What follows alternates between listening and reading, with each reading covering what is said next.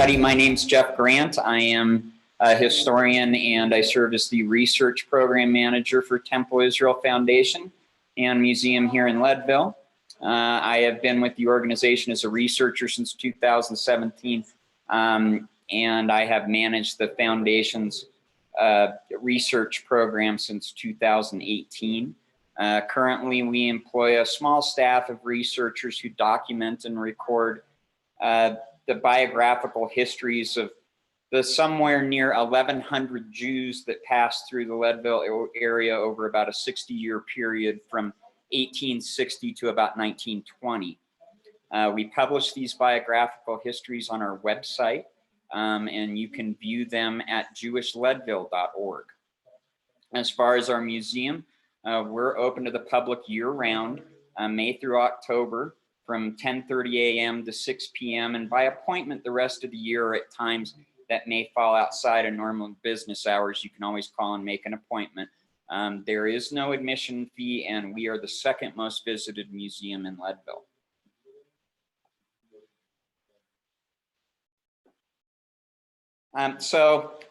With that, I will welcome you to a sequel of sorts, a part 2 from the presentation I gave for Kavod last December. And today we're going to focus a little bit on the development and eventual preservation of Leadville's historic Hebrew cemetery. Some of the Jewish families that remained in Leadville for multiple generations, and some of the Jewish medical professionals who contributed to Leadville's sustained development.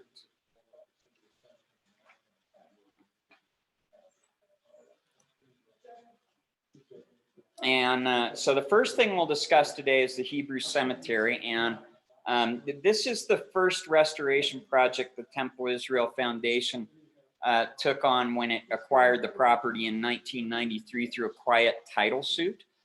This followed what was likely about 60 years of neglect, save for whatever longtime Leadville resident Minette Miller managed to maintain on her own over that time.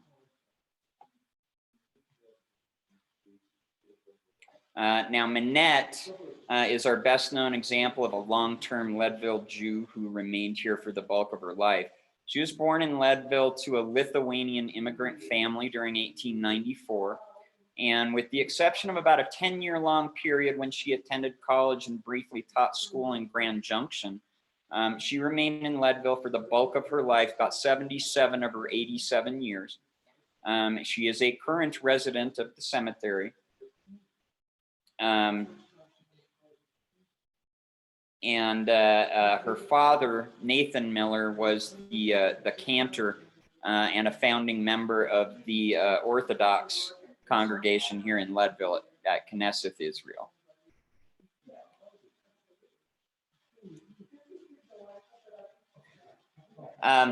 The cemetery here in Leadville is really the cornerstone of the development of a Jewish community ever existing in Leadville. We do have evidence of Jewish events and a developing congregation during the 1870s in the area, and even the establishment of an early makeshift synagogue in the Schoenberg Opera House. But the cemetery is really the first example of a Jewish community becoming normalized and organized in the Arkansas Valley. In fact, we have very sketchy instances of Jewish community in the 2 decades of development prior to establishing the cemetery in 1880, though we certainly know of a few Jews like Wolf and Julius Londoner and Simon Nathan, who were actual pioneers on the frontier that became Leadville, and were also essential to the region's development on the whole.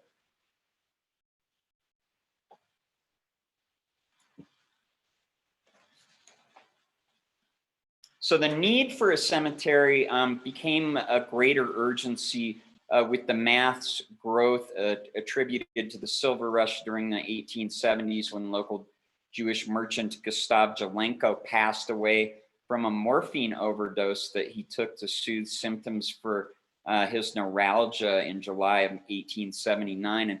And this prompted the creation of the Hebrews Lady Relief Society and the establishment of Rocky Mountain Lodge number 322 of the Independent Order of B'nai B'rith in November of 1879.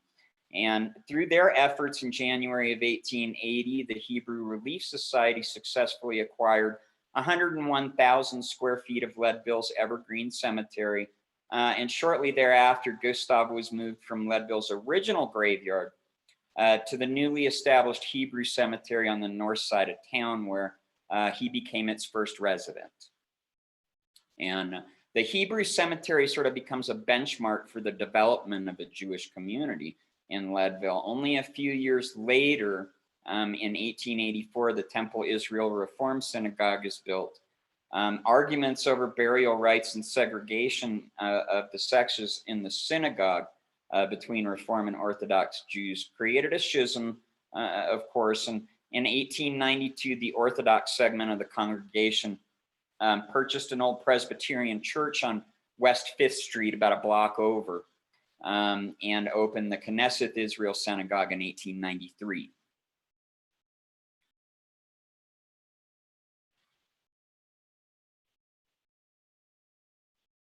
So as the community slowly disbanded and moved on from Leadville to larger, more robust cities or other mining camps, the cemetery began to fall into disuse in the 1920s.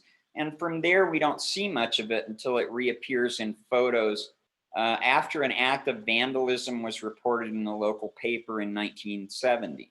And this event, despite any efforts made by Minette Miller to preserve it, really illustrates that the forest has all but reclaimed the land at that point. I'd also like to make clear that this act of vandalism had no apparent ethnic motivation. In fact, to date, we never really found any evidence of anti-Semitism in Leadville. It's this event in a mid-70s attempt to restore the cemetery by unidentified volunteers, you'll see on that photo on the right. That's all we really see or hear of the cemetery until 1996, when the B'nai B'rith and Bill Korn of Temple Israel Foundation began a successful restoration program, which is now memorialized by the annual cleanup that Gabriel mentioned earlier. That'll be on June 20th of this year. And we generally also have services regularly for that event. And the cemetery has long been fully restored now. The ground has been reconsecrated. A section has been reopened for modern burials, and we also maintain an active Geniza.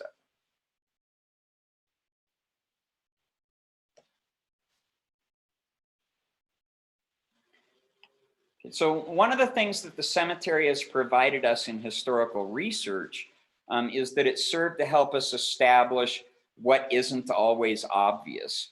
And that is, of all the people in Leadville, how do we determine which families are even Jewish? Well, at the beginning of our research during the 1990s, cemetery records became a helpful tool. We might not think of a name like Jelenko as one that is inherently Jewish, but since we know Gustav was Jewish and anyone else memorialized in the cemetery was Jewish, we were able to establish many of Leadville's Jewish pioneers through their residence in or familial connections to the Hebrew cemetery. And this was very helpful in establishing the initial core group of Leadville's Jewish community when we're trying to determine an individual's ethnic origin and it's just not so obvious. Something we labor over with relative frequency and something that is critical to our research mission.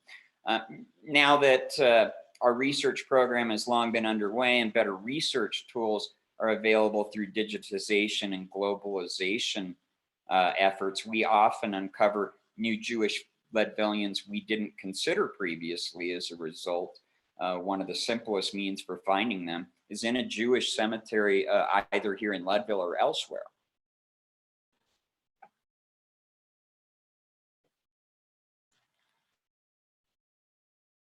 So the cemetery can also serve as a connection to descendants of the Jewish community that once called Leadville home. And these help us with researching individuals or locating artifacts from the congregants, or even sometimes directly connected to the synagogue as well. Just yesterday, actually, a descendant of Annie Streppy, who passed in 1887, visited the museum. And her story was that she had often visited the cemetery, but that she had never visited the museum, and thus we establish a new connection there. In fact, many descendants have made connections with our foundation through recognizing their ancestors that reside in the Hebrew cemetery. Some have even purchased plots near or on rare occasions next to their long expired relatives. Why I say rare occasion is because we don't often have the knowledge of what may or may not be underground in the two antiquated sections where existing graves are located. So unless we're absolutely positive that there's an empty space in an existing plot, we don't risk excavating there.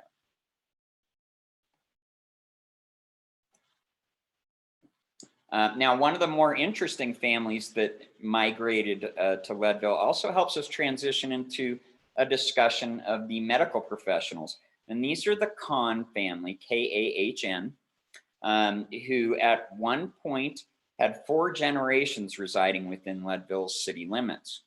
What is most interesting about the Kahn family is that they are not only a large family, but through marriages, they're connected to many of Leadville's Jewish families. They're a bit of a keystone family to Leadville. There are essentially 3 branches of the Kahn family that began to arrive in Leadville in the 1880s. There's 2 sets of brothers, and they are Isaac and Marx Kahn, and then their 2 cousins, Jacob Max and Julius Kahn. Now, in addition to them, a 3rd group of cousins, Julius and Clementine Kahn Robbie family, were also directly connected, as Clementine was Julius and Jacob Max Kahn's sister, and she married Julius Robbie before she and her husband migrated to the United States from Germany around 1880.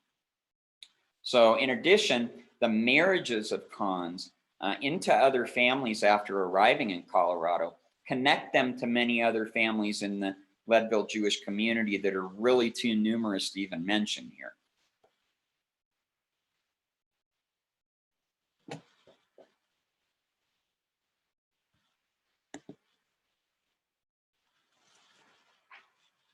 Okay, so the Kahns also represent a very good example of the development of Jewish migration to Western mining camps of the American West itself, but they're also representative of the development of Jewish life in the United States. Each of these Kahn families, and the Robbies as well, came to Leadville as retailers.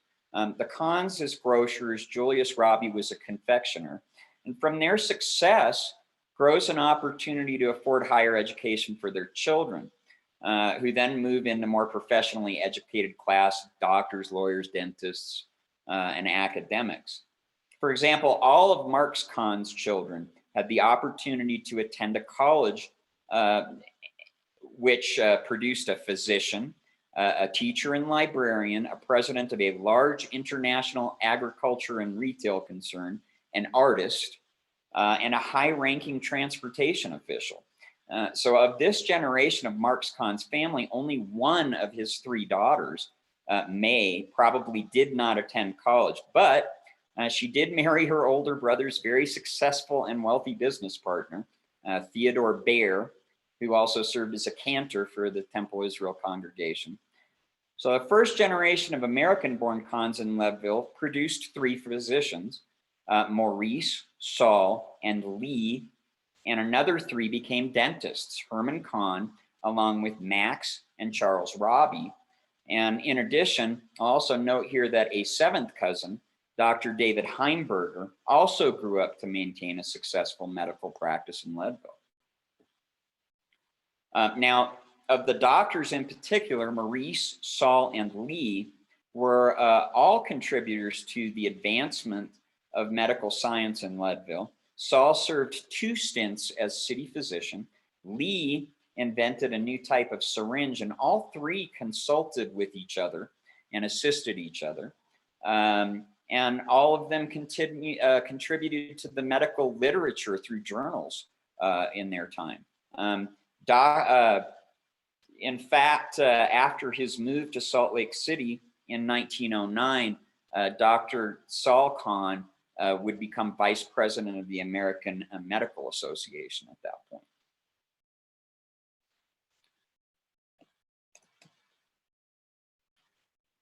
Now, in our earlier presentation, we did discuss Dr. Lee Kahn a bit, and we'll touch on him again here. Lee Kahn was the son of local grocer Isaac Kahn. He grew up in Leadville and became a well-respected physician who invented, I'm going to be quoting from a medical journal here, it's a new aseptic applicator and injector consisting of an ordinary applicator made of virgin silver with an opening through its entire length and a graduated 1 drachm syringe to fit the handle. And I would love to show you an example of this, but we've yet to find any illustrations of it. By the description, this was a type of syringe reservoir designed to filter out bacteria and viral materials in the age prior to the innovation of antibiotics and decades before we discovered penicillin in 1928. So Dr. Lee Kahn was also married to famous poetess, American Israelite and Rocky Mountain News contributor Ruth Ward in 1892. And she dedicated her first book, The First Quarter, to him in 1896. Dr. Lee Kahn graduated from Rush Medical College of Chicago in 1886.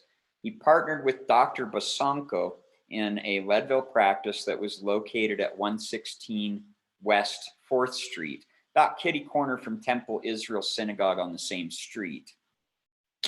Now, Maurice Kahn, Lee's brother, also became a physician. He graduated from Boston University's medical school in 1888. Maurice would practice medicine sporadically in Leadville and Boston during the decade to come, but didn't really return to Leadville in any extended capacity until he took over his brother Lee's medical practice at 501 Harrison Avenue after Lee's untimely death, following complications from surgery to remove a bowel obstruction in March of 1899. Like his brother, Maurice attended to many common as well as uncommon injuries in the course of his work in Leadville.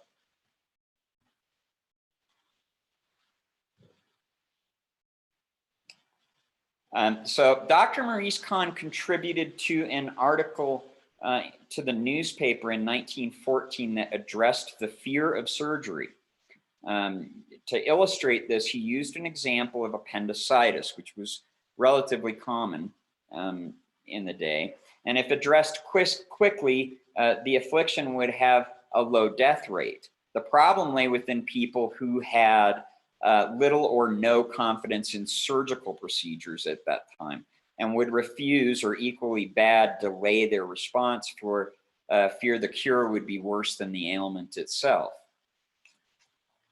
So Dr. Maurice gave an example of a man with a history of ulcers who suddenly had an attack of what was clearly diagnosed very quickly as appendicitis. When asked for her consent to an appendectomy, the wife refused and declared that she and her husband didn't believe in surgery. 3 hours later, after his condition worsened, she accepted the necessity of the surgery, albeit too late to save her husband, and he died.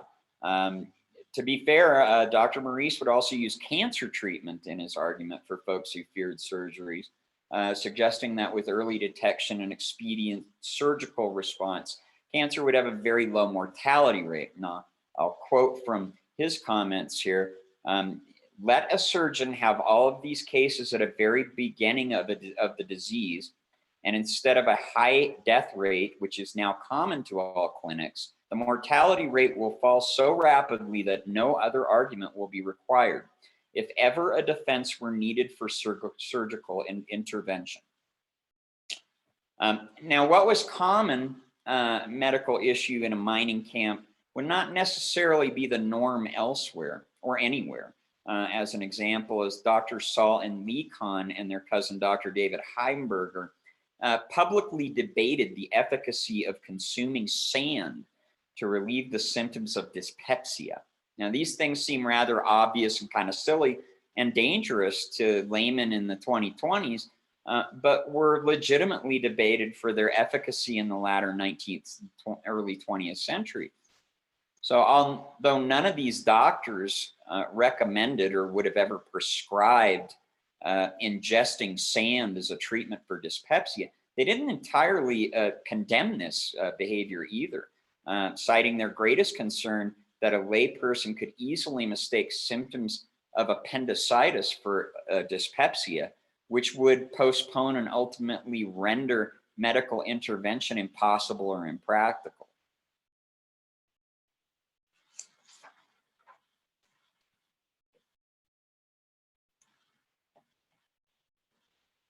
So many maladies could often be a one-off oddity. In mid-September 1899, Dr. Maurice Kahn was called to an orphanage in Leadville on East 5th Street, spurred by the report that one of the children was eating glass. When Maurice arrived, a 7-year-old boy demonstrated to the doctor and an assembled crowd that he could chew on a piece of window glass. Several other boys attempted the same and didn't succeed. They hurt themselves. Maurice was obviously concerned for the boy's health, but was suspicious that the boy actually even swallowed any of the material. So we certainly don't know if this kid ever, became a magician or a carnival sideshow attraction, or even won a bunch of bar bets later in life. But the manager of the orphan said the boy had suffered stomach cramps, which passed quickly. Maurice concluded that the boy actually did not swallow the glass, but he simply was able to chew it and create the illusion that he had eaten it. Later, the boy did admit that he had seen a circus freak perform the stunt, and he learned how to replicate it.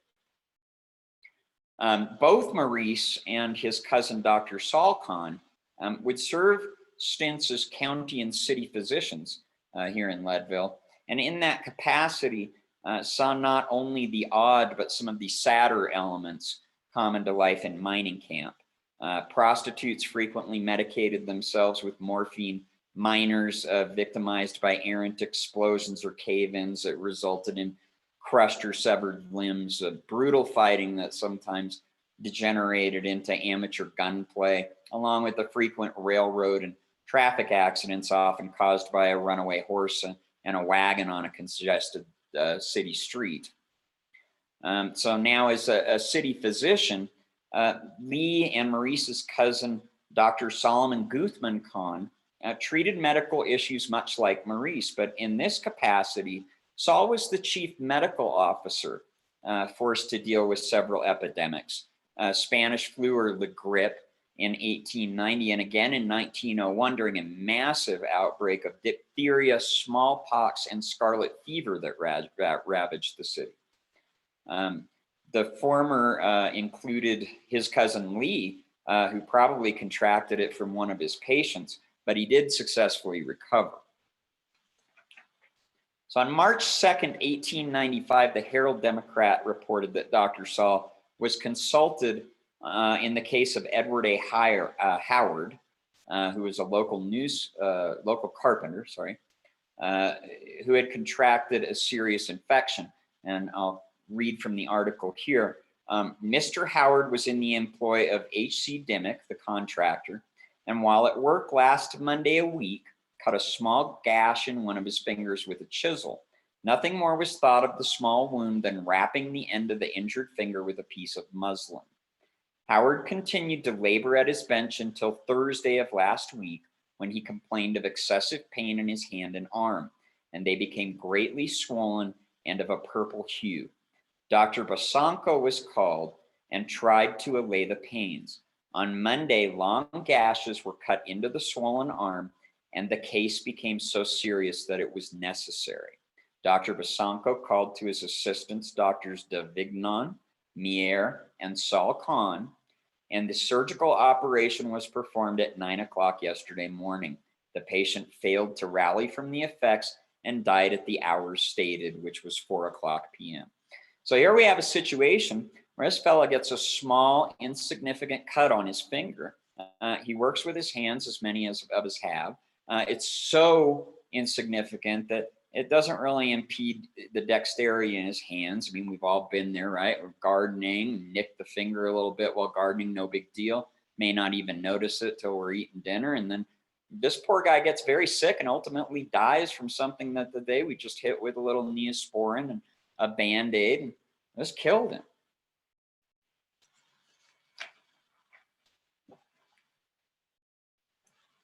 So now later around the turn of the century, an epidemic situation tested Dr. Saul's authority as the city's primary health official in 1901 and resulted in what have now become, what seem like fairly familiar orders with the events of the past year. At a meeting on April 18th, 1901, city officials under Dr. Saul's leadership issued, and I'll quote, a circular for the information and guidance of the public in cases of contagious diseases. So mitigation guidance included a strict quarantine order that required all family members to leave the home of an infected resident or be subjected to the same conditions of isolation as the afflicted. So signs were posted on the exteriors of quarantined homes to warn other Leadvillians to steer clear.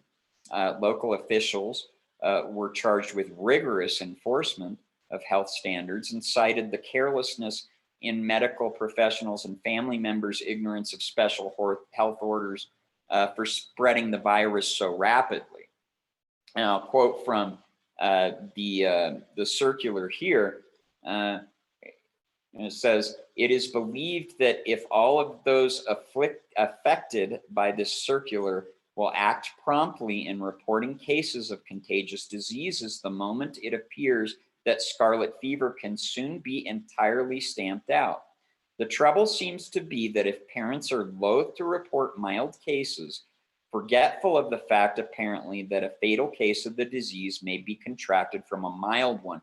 So even here, 120 years ago, they're talking about asymptomatic spread of a contagious respiratory disease. So attention is also called to the ordinance which prescribes a penalty for any failure on the part of the physician or the parent in reporting these cases. The fear of quarantine is, of course, the chief trouble in the work of the health board. However, this is the only practicable method to deal with the present situation, and the board feels that if there is a cheerful compliance with the regulations as prescribed, the city will be free from contagion in a comparatively short time. So there's further evidence that the outbreak of scarlet fever was severe enough that it caused the county to maintain a community quarantine facility, or as it was more commonly known at the time, the pest house, to curb the spread of disease in the mining camps among a class of residents that didn't live in an environment suitable to promote recovery from an illness. You just didn't have the means to create a hygienic environment out in the field in a tent or a log cabin to effectively treat an illness. So as noted in a meeting of the county commissioners on July 7th, 1901, called to address the efficacy of protocols, which were becoming chaotic within the makeshift facility, there seemed to be in great confusion over whom had the ultimate authority to make medical decisions. And Chairman Hinckley of the board made the following comment.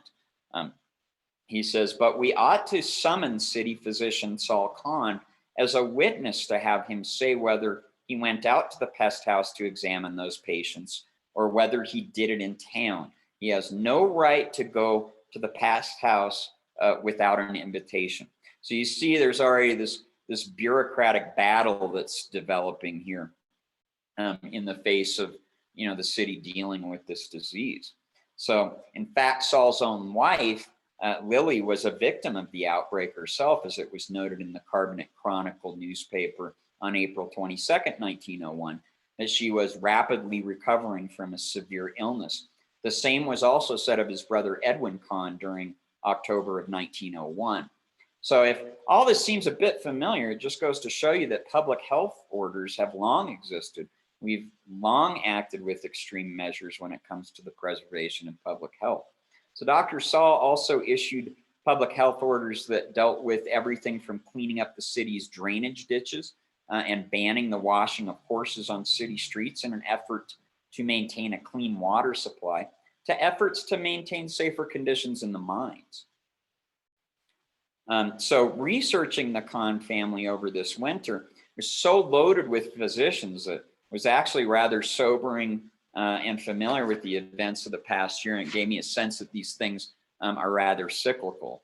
I've come across various orders and articles pertaining to the 1919 Spanish flu pandemic over the years, but these were mostly brief commentary that were interesting and similar, but this particular research on Dr. Saul Kahn was about a city health official, which put me really close to the situations at hand over 3 public health crises that he would have to deal with in the capacity as a city health official.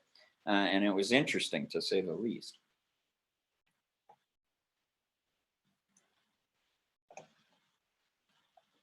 So I would be remiss if we didn't take a moment to also acknowledge Dr. Saul Kahn's 3 cousins. They were all dentists, Doctors Herman Kahn and Max and Charles Robbie. And so here we'll be moving on, talk a little bit about our dentists.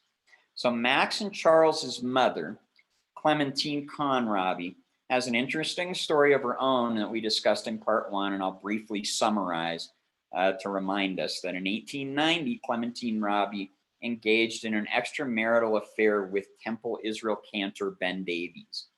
And this resulted in her divorce from Julius Robbie and subsequent marriage to Davies, all of this transpiring over about a 3-week period of time. So during their brief 3-year marriage before Davies' death in 1893, 2 children were produced, Lillian and Harry. And within a month of Davies' death, Clementine had remarried Julius, and he embraced Lillian and Harry as his own children, whom he devotedly raised.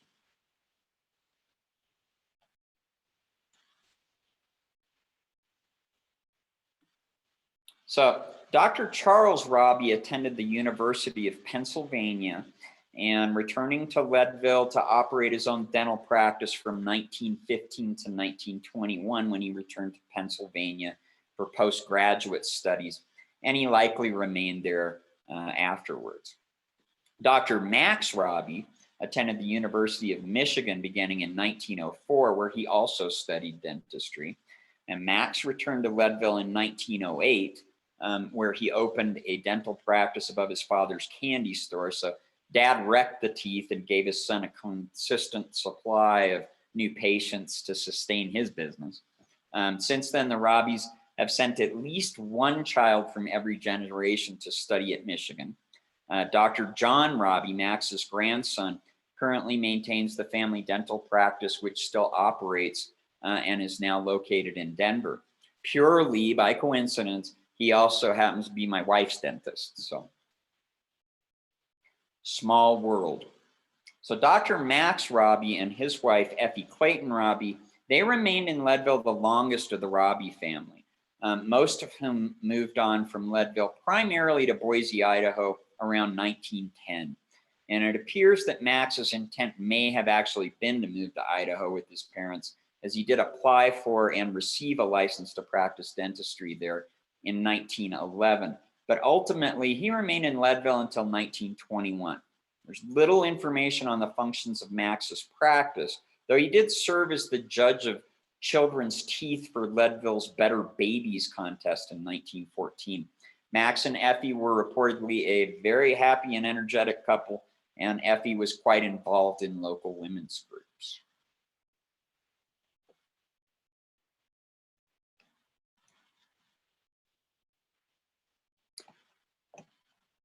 So in closing, I'll just say that condensing these stories into an hour-long presentation is always a challenge.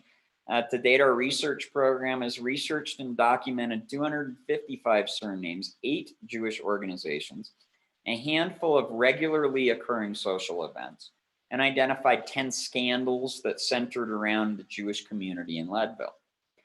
This list of Leadville Jews is continually growing as we continue our research. This winter alone, we've uncovered over 20 new Jews that we were previously unaware of, and found about a dozen newly discovered portraits of our congregants.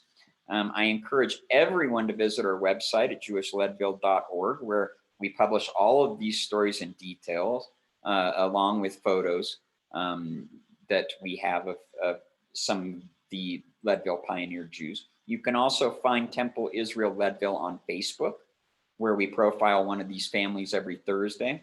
And please feel free to email me directly with any questions or discussions you'd like to continue at jeffrey.grant@snhu.edu. I would also encourage everyone to visit the museum in Leadville as we are back to our regular schedule this summer.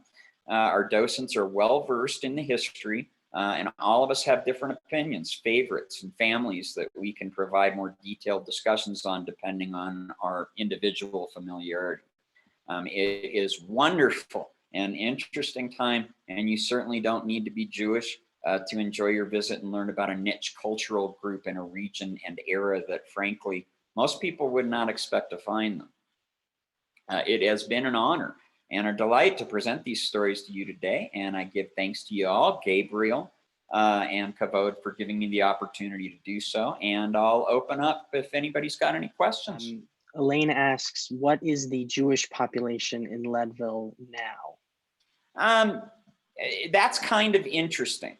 There's estimated to be about 100 Jews countywide. Leadville is really the only city in the county. And so that is about 1% of the population. The interesting part about that is that Leadville seems to have always had a Jewish population of about 1% of the overall population ratio. And so in the 1880s, that's actually twice the national average. The national average at the time was about 0.5% before World War II. And so this actually put Leadville on par with, cities that we would consider more friendly to Jews, like Cincinnati or New York City. And so it seems that 1% population ratio has remained consistent in this region, for 140 years. Now, can I interrupt? Sure. This is Bill Korn. This is our director that's speaking now. It is true about the early years in the late 19th century, and I believe it's true now that Jews represent maybe on the order of 1%, but there was a long period in the middle of the 20th century when Leadville only had 2, maybe 3 Jews, and certainly not 1%. And that probably held true starting about in the 1920s until maybe the late 60s, 1970s. And this was actually almost a Catholic monoculture up here for much of the middle of the 20th century. Someone asked if we can show some pictures of the synagogue. I just pulled these up. I don't know if Jeff, you have other ones to point out, but here's just a Google search. Most of this is a good idea. This is more than we have in our collection posted online. So yeah, any of these, this one in particular, this picture is really cool. This was published in a book in 1896.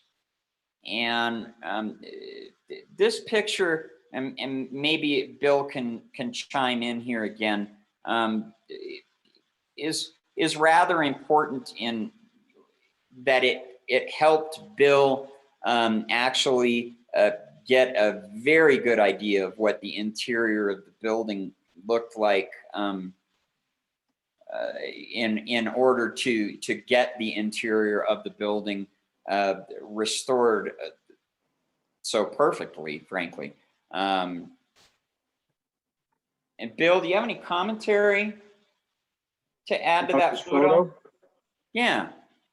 Well, we know this photo was taken, it was published in a book in 1895. We think the photo was taken in 1892 or 93. The building was perhaps a little bit less than 10 years old. So it's essentially the original configuration, although you can see in the photograph that it has electric lights as opposed to the original gas lighting. We also know that it had a new and fancier carpet at that time. But this is substantially what the building looked like when it was new. Jeff, Margot's wondering if you might be able to share a bit of historical stories from some of the children or many children in the Leadville Cemetery. Ooh. Do we have any stories about the children? Let me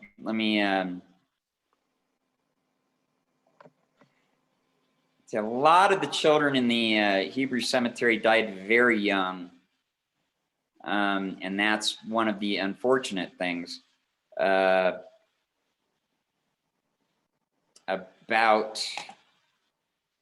you know, there was a high infant mortality rate as a whole during this era. And so a lot of these kids, they die before they have a story, which is unfortunate. And so, you know, a lot of the information that we're able to get about kids, we're also trying to, you know, improve our knowledge on children within the community. And we have some stories. There's a very successful rabbi, Samuel Koch, who grew up in Leadville and went on to be a founding member of a congregation, a Reformed congregation in Seattle, for instance. But this is an individual that, you know, of course, did not die here when he was young. And so it's a little easier to track. You know, most of these people show up in vital statistics records that we find that have been digitized, or newspaper articles or city directories. And you generally aren't able to find extensive information about a childhood unless they reach adulthood, and you can sort of work your way back. And so that it becomes more difficult. And so we've only got a handful of Jewish stories, some of them tragic. One of the Nathan daughters in the 1860s was burned in a stove fire, and she did not make it to our cemetery. She was killed, unfortunately, about 14 years before our cemetery comes into existence. There was one of the Miller boys, and his name escapes me, and perhaps Bill can chime in here. Teenage boy, high schooler, had an accident while playing with a gun and shot himself and died from those. Can I interrupt? Yes, please. I'm sorry. It was Henry Miller. Miller, thank you. And he himself wasn't actually playing with the gun. He was witnessing a couple dogs that were fighting up on Harrison Avenue, the main drag here. And a police officer came by to break up the dog fight, and his pistol discharged accidentally and hit Henry. He was 18 at the time, and it took him a little time to pass away. And one might think that if medical facilities had been modern, he would have recovered. And I think generally the issue with children up here to a large degree was disease, and the mortality rates came from a variety of epidemics that were common in the era.